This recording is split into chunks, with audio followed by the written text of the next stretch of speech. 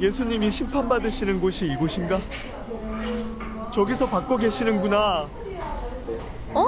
저 사람은 누구지? 당신은 예수와 함께 있던 제자가 아닌가요? 아니요, 당신이 도대체 무슨 말을 하는지 모르겠구려. 아니라고? 이상한데? 그냥 넘어가는 건가? 당신은 저기 재판을 받고 있는 예수와 같은 무리죠. 아니요, 전혀 모르는 일이요. 당신의 말투를 보니 예수와 같은 동네 사람인데 왜 자꾸 모른다고 하는 것이요? 내가 어떻게 해야 믿겠소? 나는 저 사람을 모르 예수게 개새끼 이래야 믿겠소. 배신자. 배신자. 베드로는 예수님을 왜 부인했을까요? 목숨이 아까웠기 때문일까요? 그런데 베드로가 지난 시간 걸어온 여정을 보면 잘 이해가 되지 않아요. 그는 용기 있는 사람이었고 예수님을 위해서는 목숨을 바칠 각오가 되어 있었죠. 말만 각오를 이야기한 게 아니었어요. 예수님을 잡기 위해 성전 경비대가 찾아왔을 때 그는 경비대를 대적해서 맞서 있었어요. 그가 가지고 있었던 칼은 대제사장의 종 말고의 귀를 자르기도 했죠. 즉 그는 자신과 몇몇 제자들이 경비대를 막았으므로 예수님이 피신할 시간을 벌 수 있다고 여겼던 거예요. 그런 그의 귀에 들려온 소리는 칼을 집어넣으라는 예수님의 말씀이었습니다. 그 자리에서 도망친 베드로는 조용히 예수님의 뒤를 쫓죠. 다른 어떤 제자들보다도 예수님을 가장 멀리 쫓아갔습니다. 그리고 그 자리에서 무너지게 되죠. 대제사장과 서기관들의 재판에 한마디 항변하지 못하는 모습. 거짓 증인들이 예수를 모함하는데 한마디 반박하지 못하는 모습.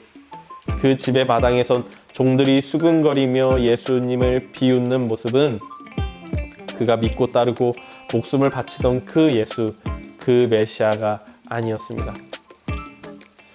그러니까 베드로가 예수님을 배신한 것은 목숨이 아깝기 때문이 아니라 예수님이 그가 생각하고 그가 기대하고 그가 정말 사랑했던 모습이 아니었기 때문이죠.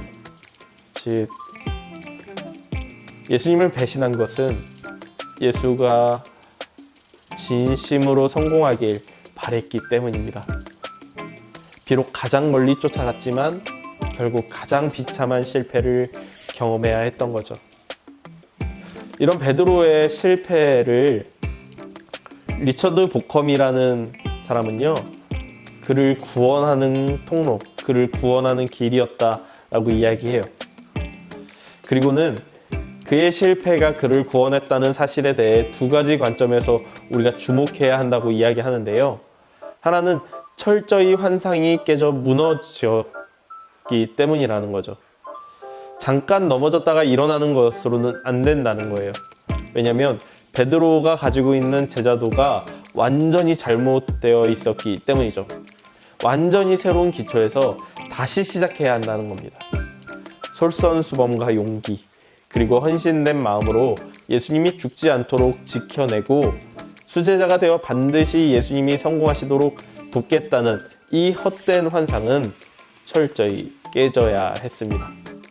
예수님께 자신이 필요하다는 환상 대신 예수님이 필요한 사람은 자신임을 베드로는 알아야 했기 때문이죠. 더욱이 베드로에게 필요한 예수님은 베드로가 기꺼이 목숨을 드리고자 했던 베드로 마음대로 상상해낸 예수님이 아니라 베드로를 위해 먼저 죽으신 예수님이라는 사실, 그리고 십자가의 길이 곧 하나님의 은혜, 특별히 실패한 자들에게 베푸시는 은혜의 통로가 됨을 깨달아야 했습니다.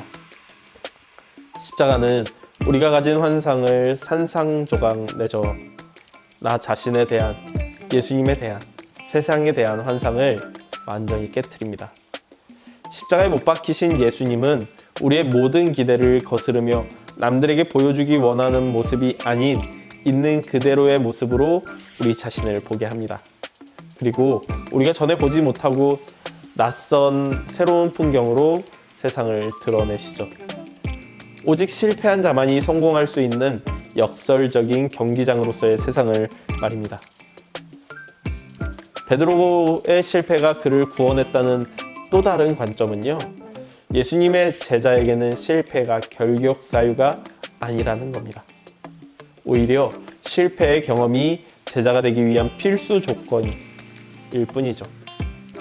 베드로의 경우처럼 극적인 엄청난 실패도 있지만 사소한 일상에서의 실패도 있죠.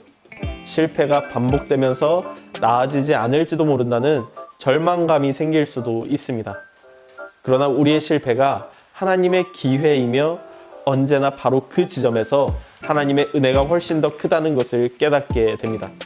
결국 우리가 실패를 통해 배워야 하는 것은 하나님의 은혜 앞에서 능력과 무능력, 기대와 열망 모두를 내려놓는 것이어야 하죠. 결국 우리는 실패를 통해 예수님의 제자가 됩니다.